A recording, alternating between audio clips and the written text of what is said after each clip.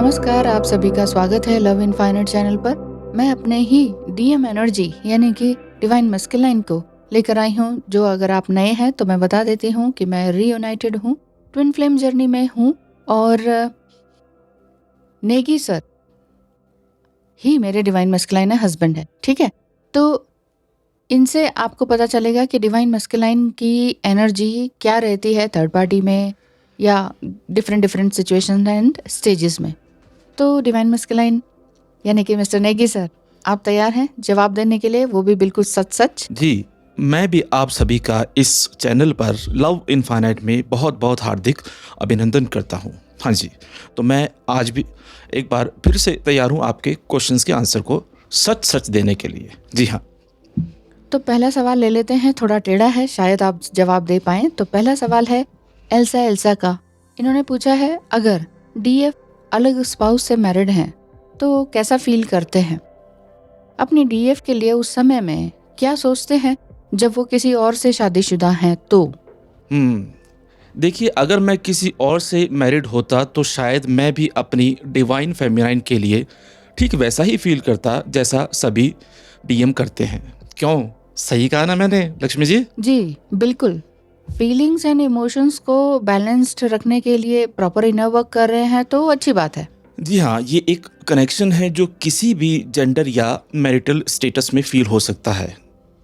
हाँ, मुझे भी महसूस होता था ये कनेक्शन सीधे हमें भगवान से जोड़ता है। सच में, हमें अपने आप से भी जोड़ता है और यूँ लगता है जैसे हम पहली बार खुद से मिले हैं, वरना तो सब कुछ ही भूले हुए थे। जी बिल्कुल। जी बिल्कुल सही कहा। तो चलिए दूसरे सवाल की तरफ चलते हैं। पूजा 1111 ने कहा है, सच सच जवाब देना सर, क्या आप अपनी कभी डीएफ को सोचकर रोए हैं? जब डीएफ नो कांटेक्ट या डीएम के ऑन ऑफ करने से वो जब ज़्यादा ही अफेक्ट नहीं होती हैं, तब अपने काम में वो अपना बिजी रहती हैं, तो इस सिचुएशन में आप क्या सोचते हैं? यानी कि डीएफ जब इग्नोर करती है अपने डीएम को, तब डीएम की क्या हालत होती है, ये जानना चाहते हैं। देखिए पूजा जी, मैंने अभी तक सब सच सच ही जवाब दिए हैं, आंसर दिए हैं और आगे भी दूंगा। आप बिल्कुल भी इस बात की चिंता ना करें। वैसे एक बात है सर, ये क्वेश्चन तो मेरे माइंड में भी कभी नहीं आया, आज खुलासा हो ही जाए। जी, हो ही जाए खुलासा। तब मैं बात करना चाहता था, लेकिन आपके गुस्से से डर लगता था कि कहीं राई का पहाड़ ना बन जाए। कुछ बात अगर मैं चाहूँ कि एक बात बने, उल्टा बात बिगड़ ना जाए, ये डर लगता था। ये सोचकर मैं शांत रहता था, चुप रहता था। लेकिन आप कह सकते हैं, चुप तो था लेकिन शांत नहीं था। देखकर अच्छा लगता था कि ये नए नए स्किल्स सीख रही है, लेकिन पूछने की हिम्मत नहीं होती थी। सच में, अब हम तो हस्बैंड वाइफ हैं, तो बिना बात की बड़ी ज़्यादा सफोकेशन फील होती थी। बहुत कुछ शेयर भी करना चाहता था, लेकिन कोई फ़ायदा ही नहीं। ये सोचकर चुप्पी लगा लेता था, लेकिन मन मेरा बहुत अशांत था कि कहाँ कुछ कमी रह गई है। जी हाँ। इन्होंने आगे पूछा है कि जब ये थर्ड पार्टी कार्मिक के साथ हों तब क्या सोचते हैं वो डीएफ के बारे में? मतलब किसी और के साथ भी हैं और डीएफ के बारे में क्या सोचते हैं, तो ये जरा बताइए। देखिए पूजा जी, डिवाइन फेमिनाइन और मेरे बीच कभी कोई नहीं आया। डीएफ के अपने कार्मिक्स थे, मेरे अपने कार्मिक लोग थे। हम दोनों ने अपने अपने लेवल पर उन लोगों से निपटा और कुछ केसेस में मिलकर अपने कार्मिक से बड़ी मुश्किल से पीछा छुड़ाया। तब डीएफ के बारे में क्या सोचना, बस यही था कि घर में शांति कैसे आए और सब कुछ कैसे ठीक किया जाए। मैं आपको एक बार फिर से बता रहा हूँ कि मैं जो कुछ भी बोल रहा हूँ वो सच सच ही बोल रहा हूँ और ये मेरा एक्सपीरियंस है। डीएम अगर सच ना बोले तो वो काहे का डीएम, है ना? जी हाँ, थर्ड पार्टी का तो कोई ऐसा नहीं था हमारा, बस वही कार्मिक लोग ही थर्ड पार्टी आप मान सकते हैं। तो चलिए फोर्थ क्वेश्चन ले लेते हैं निशा जी का। इन्होंने पूछा है, क्या रीयूनियन के बाद डिवाइन मस्कुलाइन अवेकन नहीं होते हैं या फिर से सेपरेशन हो सकता है? बात बंद हो सकती है या रीयूनियन के बाद डीएम सोचते क्या हैं, ये जानना चाहती हैं। जी, रीयूनियन तो फुल्ली अवेकन और एक्सेप्टेंस के बाद ही होता है। जब ये सब होगा, हम फुली अवेकन होंगे, एक्सेप्टेंस होगा, तो उसके बाद ही तो होगा ना रीयूनियन। है ना लक्ष्मी जी? जी सही कहा। रीयूनियन तो डिवाइन मस्कुलाइन के फुली अवेकन होने के बाद ही होता है, और फुली अवेकन होने का मतलब ही यही है कि आप दोनों एक दूसरे को एज इट इज एक्सेप्ट करें, यानी खुद के लिए दोनों ही इनर वर्क करते हैं और उसके बाद ही रीयूनाइट होते हैं, है ना। और रीयूनियन के बाद सेपरेशन नहीं होता है, ये बात तो पक्का है, तय है। ठीक है, आगे आप बताइए।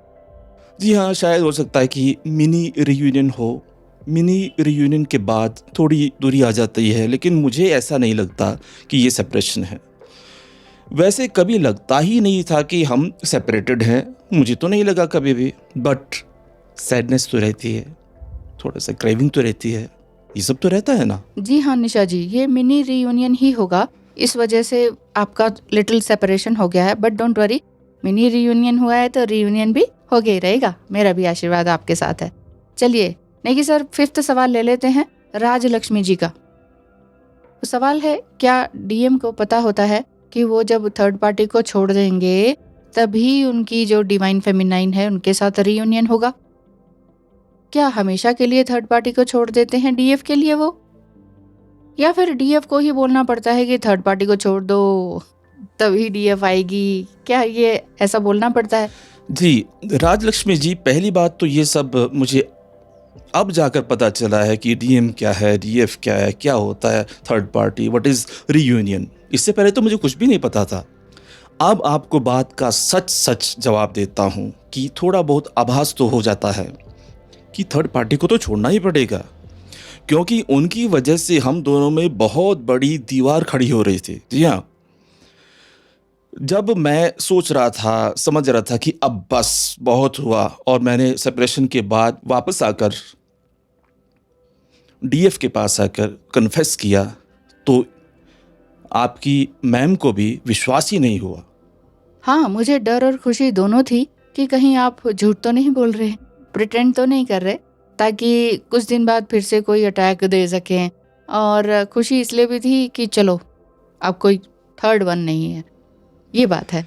बिल्कुल सही। देखिए राजलक्ष्मी जी, जी हाँ, हमेशा के लिए थर्ड पार्टी दूर हो जाती है और छोड़ भी देते हैं। राजलक्ष्मी जी, ये बोलना नहीं पड़ता है कि आप थर्ड पार्टी को छोड़ दो, ऐसे बोलने से तो कोई फर्क नहीं पड़ता है डीएम पर, और आप सिर्फ अपने एक्शन से ही समझा सकते हैं, क्यों नेगी सर?